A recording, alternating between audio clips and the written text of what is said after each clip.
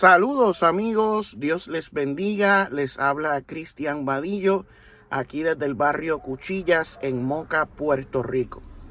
En el día de hoy estaremos tocando un tema relacionado a la escatología evangélica dispensacionalista. Estaremos hablando acerca del rapto pretribulacional, la doctrina del arrebatamiento de la iglesia antes de la gran tribulación. Esta doctrina está muy extendida en el pueblo evangélico. Mucha gente cree que es una enseñanza histórica del cristianismo, y la realidad es que es una doctrina que surgió en el siglo XIX con el padre del dispensacionalismo, John Nelson Darby. Antes de Darby hubieron algunos teólogos que tiraron ideas similares, pero fue John Nelson Darby quien inició lo que hoy es el arrebatamiento pretribulacional en las iglesias evangélicas. Hay muchos predicadores, muchos pastores, teólogos que abrazan estas doctrinas que realmente no tienen fundamento histórico en el cristianismo. Ellos tienen algunos pasajes bíblicos para sustentar esta creencia de que en cualquier momento la iglesia será arrebatada al reino de los cielos por un periodo de 7 años de gran tribulación aquí en la tierra, donde Dios estará tratando nuevamente con Israel, y que al final de esa gran tribulación, pues la iglesia va a regresar con Cristo para establecer el reino milenial. Eso es lo que enseña el dispensacionalismo, el rapto pretribulacional, que está extendido en muchas iglesias evangélicas, iglesias pentecostales, iglesias de las Asambleas de Dios, de las iglesias bautistas generales, iglesias no denominacionales. Muchas iglesias creen y enseñan esta doctrina. Vamos a estar leyendo algunos pasajes que ellos utilizan como base para, según ellos, probar el arrebatamiento pretribulacional. Comenzamos con Primera de Tesalonicenses, capítulo 1, versículos 9 al 10, que dice: porque ellos mismos cuentan de nosotros la manera en que nos recibisteis y cómo os convertisteis de los ídolos a Dios, para servir al Dios vivo y verdadero, y esperar de los cielos a su Hijo, al cual resucitó de los muertos, a Jesús, quien nos libra de la ira venidera. Ellos dicen, los dispensacionalistas, que este pasaje, Pablo está hablando de que Jesús volverá para salvarnos o librarnos de la gran tribulación, ya que ellos hacen un equivalente entre la ira venidera y el periodo de gran tribulación, cuando la ira y la gran tribulación son dos cosas diferentes, son dos conceptos distintos. El término tribulación es el griego tlipsis, que significa persecución, prueba, aflicción, y hay un sinnúmero de pasajes en el Nuevo Testamento donde se dice que la iglesia tiene que pasar por muchas tribulaciones antes de que venga el reino de Dios. Así que no es algo extraño a la iglesia pasar por tribulaciones. En cuanto a la ira, se refiere a la condenación eterna, al fuego eterno, al infierno. El Evangelio enseña que Jesús fue enviado a la tierra para salvarnos de los poderes de la oscuridad, de la condenación del infierno, para librarnos de la ira venidera. En ese contexto es que está hablando ahí. Jesús nos salva de la condenación eterna cuando creemos en Él. Y en el día final, así será también. Jesús resucitó de los muertos y regresará para librarnos de la ira venidera. O sea, está hablando de la segunda venida de Cristo. ¿Sabe? Es la espera. Nosotros los cristianos estamos esperando de los cielos el regreso de Jesús. Es lo que dice aquí el apóstol Pablo. En ese tiempo ya ellos estaban esperando el regreso de Cristo para ser librados de la condenación, de la ira venidera. Aquí no habla nada de un rapto pretribulacional. Para nada.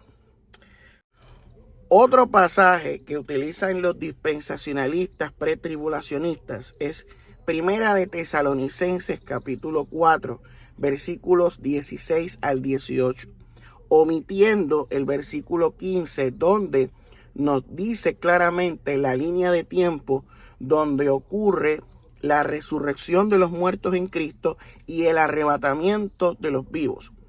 O sea, en la parusía, en el regreso de Cristo. Mira lo que nos dice.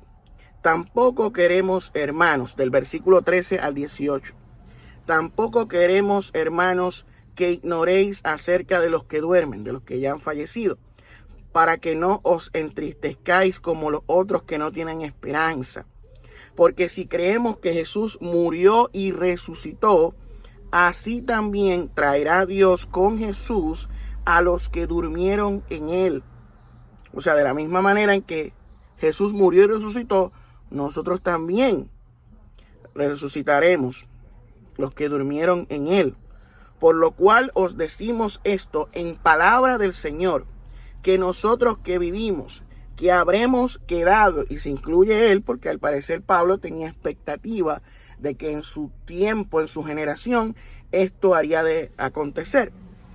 Y dice que habremos quedado hasta la venida del Señor, no precederemos a los que durmieron. Porque el Señor mismo, con voz de mando, con voz de arcángel y con trompeta de Dios, descenderá del cielo. Y los muertos en Cristo resucitarán primero. Por eso es que Pablo dice, nosotros no vamos a preceder a los que durmieron. Porque los que durmieron nos van a preceder a nosotros. ¿Por qué? Porque ellos van a resucitar primero cuando el Señor descienda del cielo con voz de arcángel, con trompeta de Dios y con voz de mando. Es lo que nos dice ahí, Primera de Tesalonicenses 4:16. Luego nosotros los que vivimos, los que hayamos quedado, seremos arrebatados juntamente con ellos en las nubes para recibir al Señor en el aire, y así estaremos siempre con el Señor. Por tanto, alentaos los unos a los otros con estas palabras. O sea, va a haber un arrebatamiento que se va a dar luego o inmediatamente después de la resurrección de los muertos en Cristo. Y el versículo 15 nos dice que será en la parusía del Señor. En la venida del Señor ocurre la resurrección de los muertos en Cristo y el arrebatamiento de los vivos. Y ambos grupos, los muertos en Cristo y los que son arrebatados, son los que van a recibir al Señor en el aire. El arrebatamiento y la resurrección de los muertos en Cristo es un recibimiento del Señor que viene en gloria y majestad. Eso es lo que creían los cristianos del primer siglo, que el Señor iba a regresar en gloria y majestad. Los muertos se levantarían de sus tumbas, los creyentes serían arrebatados para recibir al Señor en el aire. Algo que no ocurrió, obviamente, en aquella época, y aún los cristianos están esperando. El arrebatamiento de la iglesia, formando parte de la resurrección de los muertos en Cristo y la venida del Señor. Y ahí no habla nada de un arrebatamiento pretribulacional. Eso es una idea que se impone al texto. Eso es una eisegesis, como le llaman los exegetas. ¿Sabe? Es una idea implantada al texto, es torcer la escritura para que diga algo que no dice. Porque ahí no está hablando de un arrebatamiento pretribulacional. Y este pasaje, el versículo 16 de 1 Tesalonicenses 4 es el caballito de batalla que siempre mencionaba Gigi Ávila, que siempre mencionaba Hal Lindsey, Jack Banpi, Jimmy Swaggart, un montón de predicadores y evangelistas que enseñaban el rapto pretribulacional, utilizaban este pasaje de 1 Tesalonicenses 4, 16 al 18. Incluso todavía lo hace Gabito Rodríguez, lo hace Omar Lugo, lo hacen un sinnúmero de predicadores dispensacionalistas en la actualidad. Pero el pasaje no habla de nada de eso. Habla de sí, que el Señor va a volver y que los muertos resucitarán y que los que estén vivos en ese momento pues serán arrebatados para recibir al Señor en el aire. Más nada. Es un recibimiento, una reunión en el cielo, en el aire. Eso es todo. Ahí no está hablando de que la iglesia va a ser arrebatada por 7 años al cielo, nada de eso. Eso es un invento del siglo XIX, es un embuste. O sea, a usted le enseñaron embustes. El arrebatamiento antes de la gran tribulación es mentira, es un embuste, es un embeleco. O sea, no tiene nada bíblico. Ahora vamos a 1 de Tesalonicenses 5, 1 al 9, que continúa Pablo hablando de la venida del Señor. Pero acerca de los tiempos y de las ocasiones no tenéis necesidad, hermanos, de que yo os escriba, porque vosotros sabéis perfectamente que el día del Señor, el día en que Él volverá a resucitar a los muertos, a arrebatar a los vivos, la venida del Señor, el día del Señor vendrá como ladrón en la noche, que cuando digan paz y seguridad, entonces vendrá sobre ellos destrucción repentina, como los dolores a la mujer encinta, y no escaparán. Mas vosotros, hermanos, no estáis en las tinieblas para que aquel día os sorprenda como ladrón. O sea que el Señor vendrá como ladrón en la noche para aquellos que están en oscuridad. Porque todos vosotros sois hijos de luz e hijos del día. No somos de la noche ni de las tinieblas. Por tanto, no durmamos como los demás, sino velemos y seamos sobrios. Porque los que duermen de noche duermen, y los que se embriagan de noche se embriagan. Pero nosotros que somos del día, seamos sobrios, habiéndonos vestido con la coraza de fe y de amor, y con la esperanza de salvación como yelmo, porque no nos ha puesto Dios para ira, condenación, sino para alcanzar salvación por medio de nuestro Señor Jesucristo. Que este es otro versículo que utilizan los dispensacionalistas para decir que Dios no nos ha puesto para pasar por tribulación. Epa, ahí no está hablando de tribulación, está hablando de ira, de condenación. O sea, que Dios no nos ha puesto para condenación, porque hemos creído en Cristo, y como hemos creído en Cristo, vamos a alcanzar la salvación por medio de Él. Eso es todo. Ahí no está hablando del rap, de que no vamos a pasar por gran tribulación.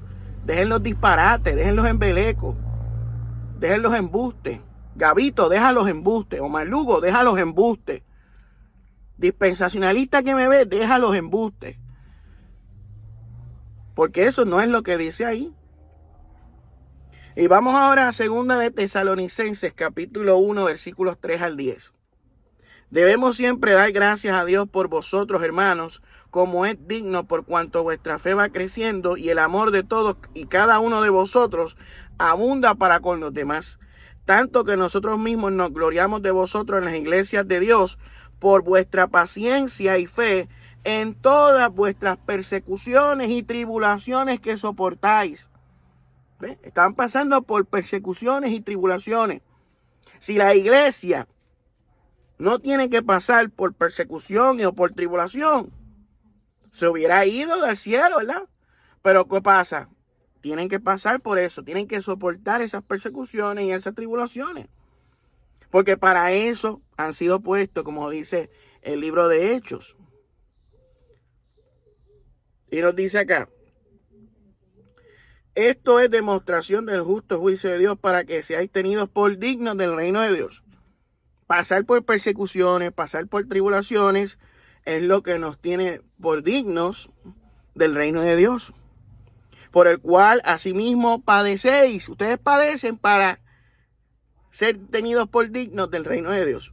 Porque es justo delante de Dios pagar con tribulación a los que os atribulan, y a vosotros que sois atribulados, daros reposo con nosotros, cuando ¿qué? Cuando se manifieste el Señor Jesús desde el cielo con los ángeles de su poder en llama de fuego, para dar retribución a los que no conocieron a Dios, ni obedecen al evangelio de nuestro Señor Jesucristo, los cuales sufrirán pena de eterna perdición, excluidos de la presencia del Señor y de la gloria de su poder, cuando venga en aquel día para ser glorificado en sus santos y ser admirado en todos los que creyeron, por cuanto nuestro testimonio ha sido creído en vosotros. ¿Admirado por quién? Por los muertos en Cristo que resucitaron y por los que han sido arrebatados para recibir al Señor en el aire. O sea, y aquí está hablando del regreso de Cristo, que vendrá, y el reposo a las tribulaciones será cuando Él venga.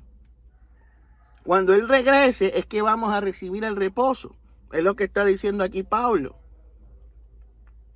El reposo a las tribulaciones, el fin de las tribulaciones, será cuando Él regrese por segunda vez con los ángeles de su poder.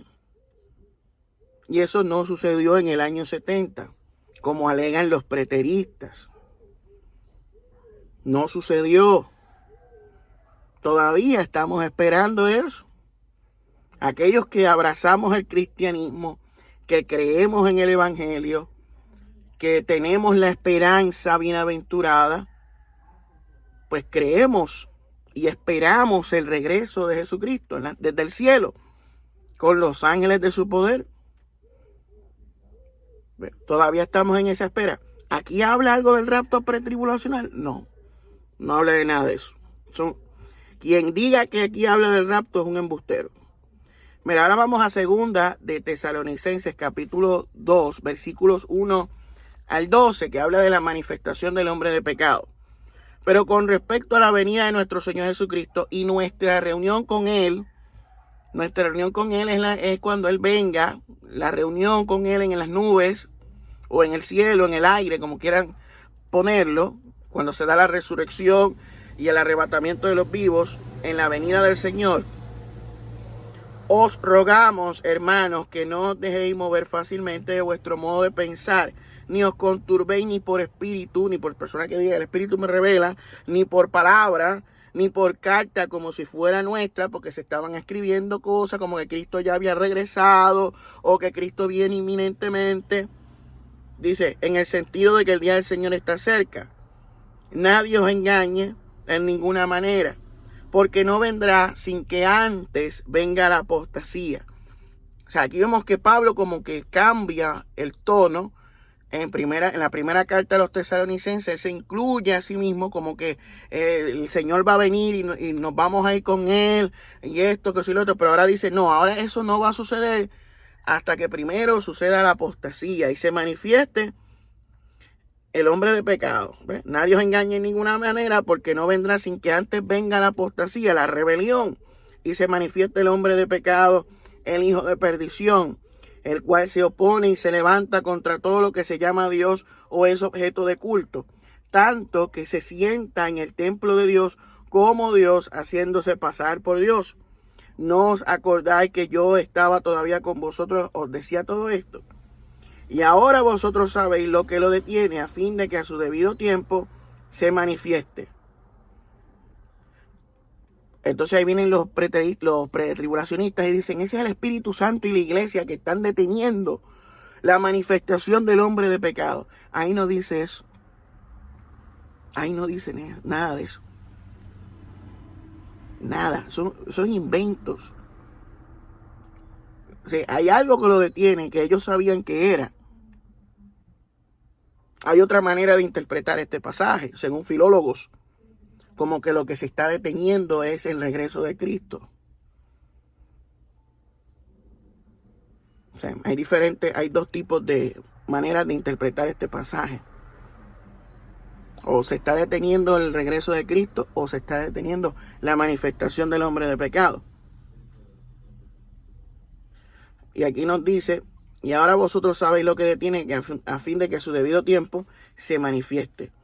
Ya, porque ya está en acción el misterio de iniquidad, solo que hay quien al presente lo detiene.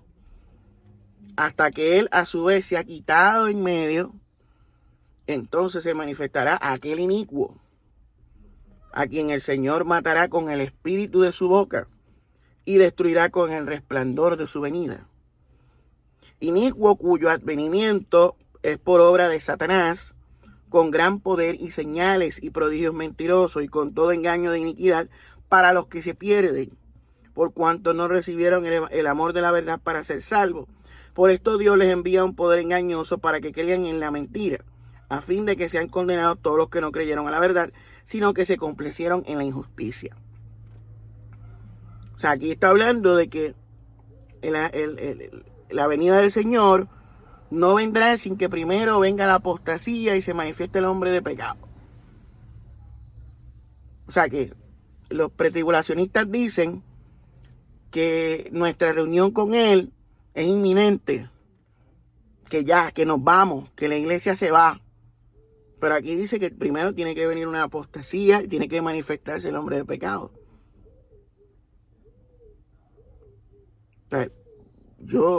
Y que el Señor va a matar a ese hombre de pecado. Eso no ha sucedido. Eso no sucedió en el año 70. El hombre de pecado, el hijo de perdición, siendo destruido por Jesucristo con el espíritu de su boca y el resplandor de su venida. Eso no pasó en el 70. Si hubo alguna expectativa de que eso iba a suceder en esa época, pues fallaron. Y aquí no habla de del arrebatamiento pretribulacional. Para nada. Esa idea no existía en esa época. No existía. Es un invento, es un embuste, como ya les mencioné. Mira, aquí nos dice 2 de Pedro capítulo 3. El día del Señor vendrá. Amados, esta es la segunda carta que os escribo. Esta carta se escribió a finales del siglo I. Muy probablemente Pedro no fue quien escribió esta carta. Dice, amados, esta es la segunda carta que os escribo y en ambas despierto con exhortación vuestro limpio entendimiento, para que tengáis memoria de las palabras que antes han sido dichas por los santos profetas y del mandamiento del Señor y Salvador dado por vuestros apóstoles. Sabiendo primero esto, que en los postreros días vendrán burladores, andando según sus propias concupiscencias, diciendo, ¿dónde está la promesa de su advenimiento? Porque desde el día en que los padres durmieron, todas las cosas permanecen así como desde el principio de la creación. ¿Por qué? Porque si hubo expectativa de que Cristo iba a regresar en aquella generación, pues ya se estaban dando cuenta de que Cristo no regresó. Entonces comenzaban a burlarse. Mira, ¿dónde está la promesa de su advenimiento? Las cosas siguen igual. Entonces Pedro les dice, pero estos ignoran voluntariamente que en el tiempo antiguo fueron hechos por la palabra de Dios los cielos y también la tierra, que proviene del agua y por el agua subsiste, por lo cual el mundo de entonces pereció anegado de agua. Pero por los cielos y la tierra que existen ahora están reservados por la misma palabra, guardados para el fuego, en el día del juicio y de la perdición de los hombres impíos.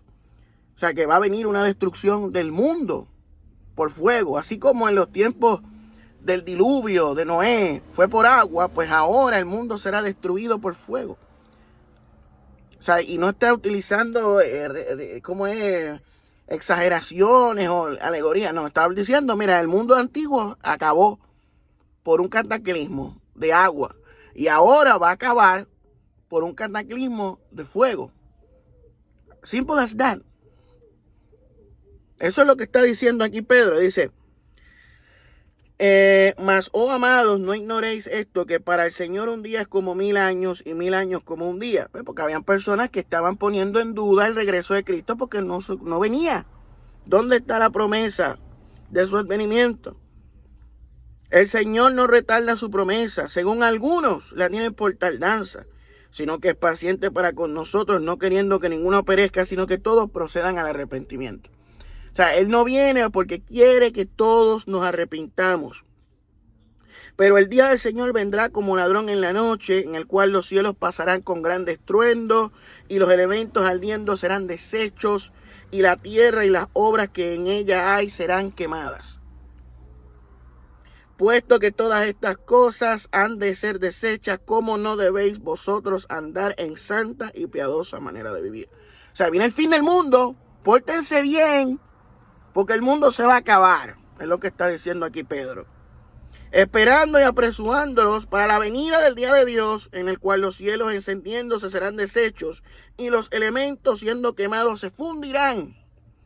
Pero nosotros esperamos, según sus promesas, cielos nuevos y tierra nueva en los cuales mora la justicia. Aquí Pedro no está hablando de un arrebatamiento pretribulacional, como dicen los dispensacionalistas, ni está hablando en hipérboles o exageraciones o recursos alegóricos, de manera espiritual. No está hablando que el mundo se iba a acabar, que venía un cataclismo donde todo el mundo se fastidiaría con fuego. Es lo que está diciendo. Y le está diciendo a ellos que tienen que arrepentirse, que tienen que portarse bien, porque si no se van a ir a pique. El mundo se va a acabar, pero ellos esperan cielos nuevos y tierra nueva, donde morará la justicia. O sea, esperan una restauración del mundo, un cambio en el planeta, un cambio planetario. Cielo nuevo y tierra nueva, donde habrá un cambio hasta sociopolítico. Morará la justicia en ese nuevo mundo que ellos esperan. Y dice el 14, por lo cual, oh amados, estando en espera de estas cosas, procurar con diligencia ser hallados por él sin mancha e irreprensibles en paz. Y tened entendido que la paciencia de nuestro Señor es para salvación.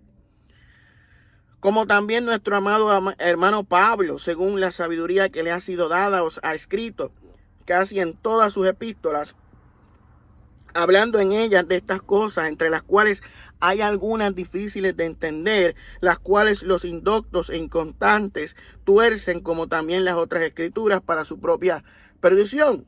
Así que vosotros, oh amados, sabiéndolo de antemano, guardaos, no sea que sean arrastrados por el error de los inicuos, caigáis de vuestra firmeza. Antes bien, crecer en la gracia y el conocimiento de nuestro Señor y Salvador Jesucristo. A Él sea la gloria y hasta el día de la eternidad. Amén. O sea, manténganse en la fe, crezcan en la gracia y el conocimiento de nuestro gran Señor y Salvador. Salvador de la ira venidera, Salvador del fin del mundo. El mundo se va a acabar, pero el Señor nos va a salvar. Y va a traer un nuevo mundo y va a cambiar todas las cosas. Eso es lo que le está diciendo a los cristianos. Entonces otro pasaje que utilizan los dispensacionalistas. Dice, no, en un abrir y cerrar de ojos va a sonar la trompeta y nos vamos a ir. La iglesia se va, es inminente. Y rabazorá, capita, la bachenda, la vasalla. Urra, bababacanda, la vaquenda. Y sacan, y qué sé yo, ¿verdad? Es en el caso de los Gavito Rodríguez y qué sé yo. Pero mira lo que nos dice 1 Corintios 15, 20 al 23. Mas ahora Cristo ha resucitado de los muertos, primicias de los que durmieron, es hecho. Porque por cuanto la muerte entró por un hombre, también por un hombre la resurrección de los muertos. Porque así como en Adán todos mueren, también en Cristo todos serán vivificados. Pero cada uno en su debido orden. Cristo, las primicias, luego los que son de Cristo en su venida. O sea, nos está diciendo que habrá una resurrección que será en la venida de Cristo. Los que son de Cristo van a resucitar en su venida. ¿Y qué es lo que va a suceder en su venida? Versículos 51 al 53, 1 Corintios 15. He aquí os digo un misterio, no todos dormiremos, pero todos seremos transformados en un momento, en un abrir y cerrar de ojos, a la final trompeta, porque se tocará la trompeta y los muertos serán resucitados incorruptibles y nosotros seremos transformados, porque es necesario que esto corruptible se vista de incorrupción y esto mortal se vista de inmortalidad. Esto va a suceder en la venida de Cristo, es lo que está diciendo Pablo. Ahí no está hablando de un rapto pretribulacional, por amor a Dios. No fuercen el texto a decir cosas que no dice.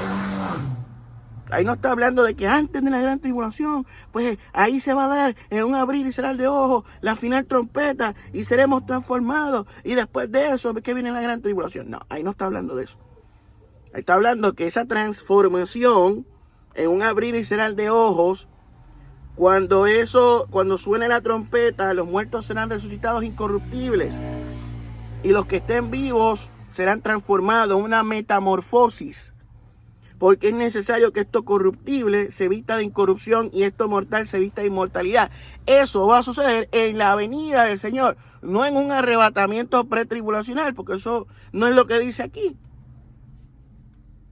O sea, y ahí leímos algunos pasajes que utilizan los dispensacionalistas pretribulacionistas para sustentar sus creencias.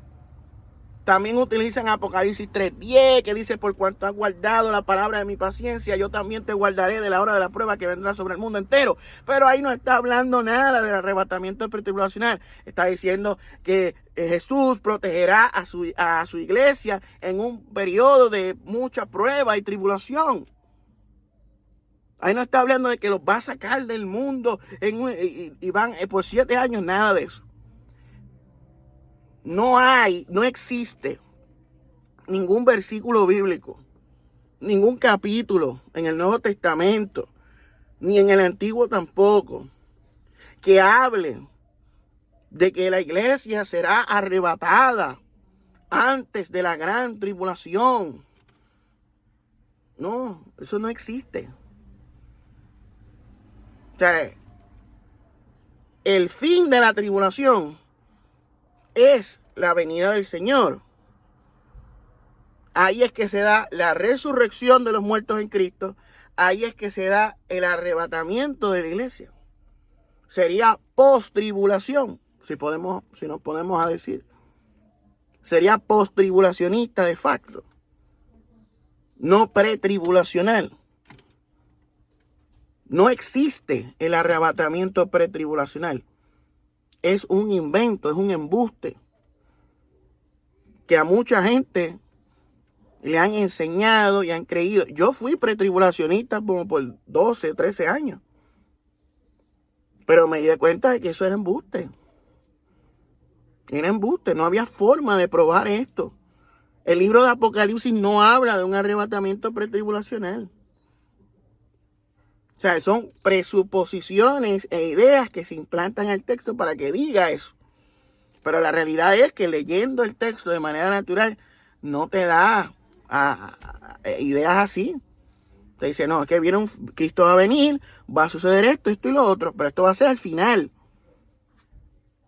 Y históricamente hablando, eso no sucedió en el año 70.